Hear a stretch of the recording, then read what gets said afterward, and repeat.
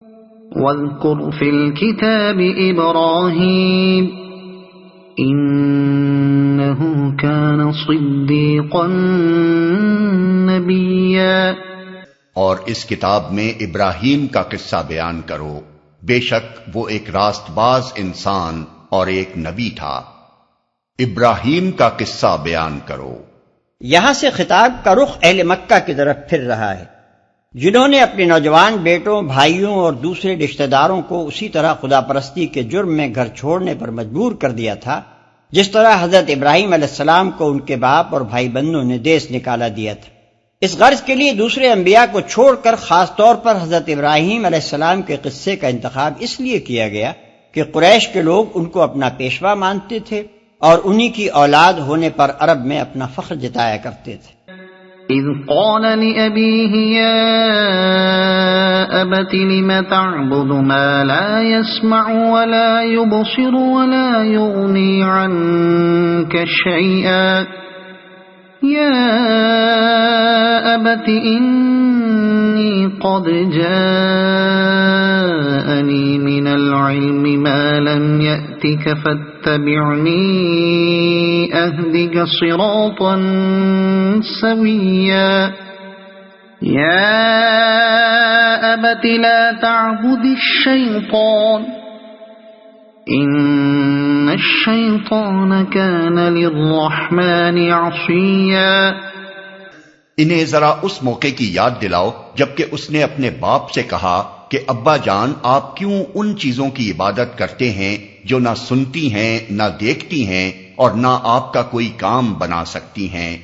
ابا جان میرے پاس ایک ایسا علم آیا ہے جو آپ کے پاس نہیں آیا، آپ میرے پیچھے چلیں، میں آپ کو سیدھا راستہ بتاؤں گا۔ ابا جان آپ شیطان کی بندگی نہ کریں، شیطان تو رحمان کا نافرمان ہے، آپ شیطان کی بندگی نہ کریں۔ اصل الفاظ ہیں لا تعبد الشیطان، یعنی شیطان کی عبادت نہ کریں۔ اگرچہ حضرت ابراہیم علیہ السلام کے والد اور قوم کے دوسرے لوگ عبادت بتوں کی کرتے تھے، لیکن چونکہ اطاعت وہ شیطان کی کر رہے تھے، اس لیے حضرت ابراہیم علیہ السلام نے ان کی اس اطاعت شیطان کو بھی عبادت شیطان قرار دیا۔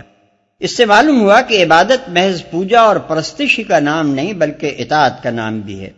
نیز اس سے یہ بھی معلوم ہوا کہ اگر کوئی شخص کسی پر لعنت کرتے ہوئے بھی اس کی بندگی بجا لائے تو وہ اس کی عبادت کا مجرم ہے، کیونکہ شیطان بہرحال کسی زمانے میں بھی لوگوں کا معبود بمعنی معروف نہیں رہا، بلکہ اس کے نام پر ہر زمانے میں لوگ لعنت ہی بھیجتے رہے ہیں۔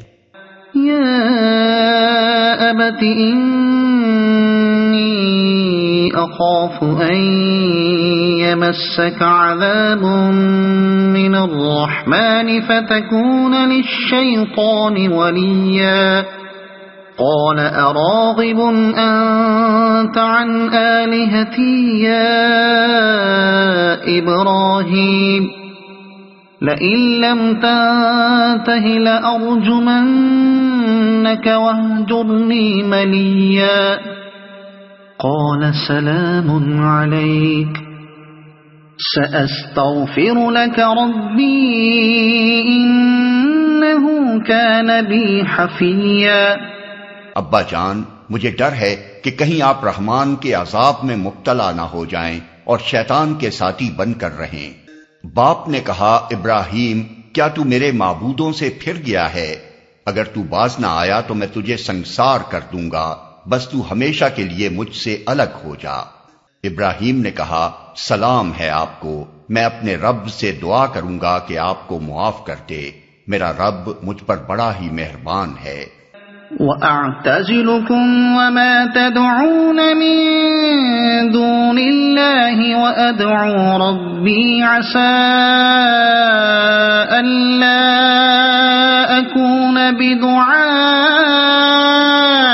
رَبِّي شَقِيًّا فَلَمَّا اعْتَزَلَهُمْ وَمَا يَعْبُدُونَ مِن دُونِ اللَّهِ وَهَبْنَا لَهُ إِسْحَاقَ وَيَعْقُوبَ وَكُلًّا جَعَلْنَا نَبِيًّا۔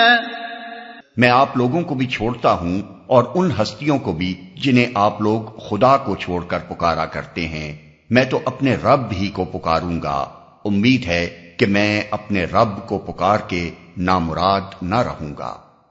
پس جب وہ ان لوگوں سے اور ان کے معبودان غیر اللہ سے جدا ہو گیا تو ہم نے اس کو اسحاق اور یعقوب جیسی اولاد دی اور ہر ایک کو نبی بنایا۔ وَوَهَبْنَا لَهُم مِّن رَّحْمَتِنَا وَجَعَلْنَا لَهُمْ لِسَانَ صِدْقٍ عَلِيًّا، اور ان کو اپنی رحمت سے نوازا اور ان کو سچی ناموری عطا کی۔